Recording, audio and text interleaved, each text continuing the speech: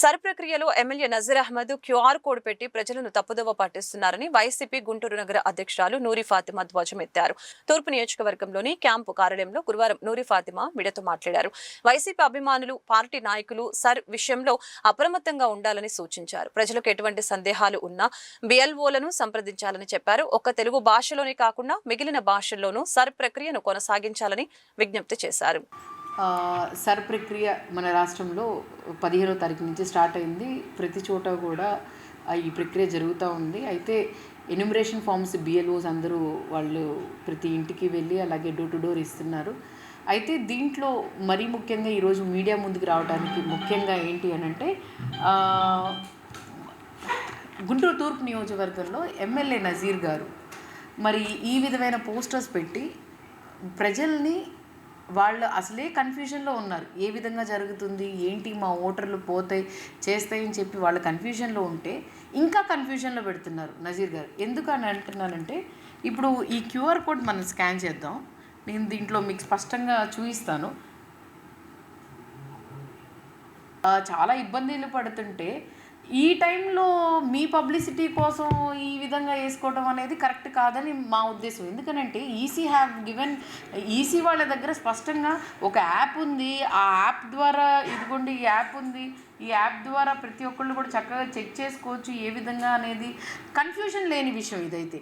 మరి ఎందుకు మీరు మీ సొంత లాభం కోసమో లేకపోతే మీ పబ్లిసిటీ కోసం ఇలాంటి క్యూఆర్ కోడ్స్ ఇచ్చేసి పబ్లిక్ని ఎందుకు ఇబ్బంది పడుతున్నారని అడుగుతున్నారు. ఎందుకంటే దీని గురించి స్పష్టంగా గ్రౌండ్ లెవెల్లో ఓటు తీసేస్తున్నారనే తెలుసు, కానీ ఏమేమి డాక్యుమెంట్స్ సబ్మిట్ చేయాలి ఏంటి అనేది వాళ్ళకి స్పష్టత లేదు. ఆ స్పష్టత లేని విషయంలో మీరు ఇంకా క్లారిటీ ఇవ్వాలి అని అంటే పబ్లిక్లో ఒక అవేర్నెస్ తీసుకోండి. ఇలాంటి డాక్యుమెంట్స్ పెట్టండి, ఈ 14 రకాలైన డాక్యుమెంట్స్ మీ దగ్గర ఏవేవి ఉన్నాయో అవి చూసుకోవాలి. కానీ ఈ విధంగా మీరు పెట్టడం కరెక్ట్ కాదని ఒక ఉద్దేశం. ఇంకో విషయం ఏంటంటే దీంట్లో ఓన్లీ తెలుగు లాంగ్వేజ్ ఒక్కటే కన్సిడర్డ్గా ఉంది. కొంతమందికి రావచ్చు రాకపోవచ్చు. మరి అవన్నీ కాకుండా మల్టిపుల్ లాంగ్వేజెస్ పెట్టాలి చేయాలి.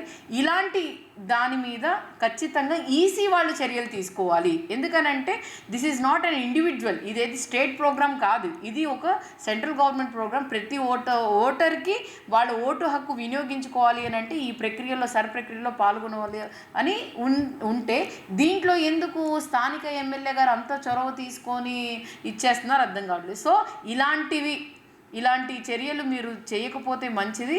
ఇంకేమైనా అవేర్నెస్ తీసుకొని రాగలిగితే ప్రజల్లో అవేర్నెస్ తీసుకొని వచ్చి ఏమేమి డాక్యుమెంట్స్ సబ్మిట్ చేయాలని చెప్పి వాళ్ళందరికీ తెలియచేయండి. అలాగే ప్రజలు కూడా ఎవరు కూడా ఏమీ ఆందోళన పడాల్సిన అవసరం లేదు. ఎందుకనంటే సర్ ప్రక్రియలో మీకు ఏవైనా డౌట్స్ ఉన్నా ఏమున్నా కూడా మీ స్థానికంగా బిఎల్ఓలు ఉంటారు. సో వాళ్ళ దగ్గరికి వెళ్ళి మీరు ఎవరు కూడా ఫామ్స్ ఫిల్ చేయకండి. తెలియకపోతే తెలిస్తే ఫిల్ చేయండి, తెలియకపోతే మాత్రం ఎవరు ఫిల్ చేయకండి. అలాగే ఇంకొక కాపీ ట్రయల్గా రాసుకోవడానికి ఇంకొక కాపీ పెట్టుకొని దాంట్లో రాసి అప్పుడు బిఎల్ఓకి చూపించిన తర్వాత వేరే దాంట్లో ఇచ్చేసుకోమని చెప్పి ప్రజలందరినీ కూడా కోరుతున్నాను. అలాగే ఇలాంటివి ఏమైనా ఉంటే ఎవరు కూడా ఇలాంటివి నమ్మకండి. ఏవైనా తెలుసుకోవాలని ఏదున్నా కూడా మీ బిఎల్ఓతో అలాగే యాప్ ఉంది, ఆ యాప్ ద్వారానే పోవాలని చెప్పి కోరుతున్నాను.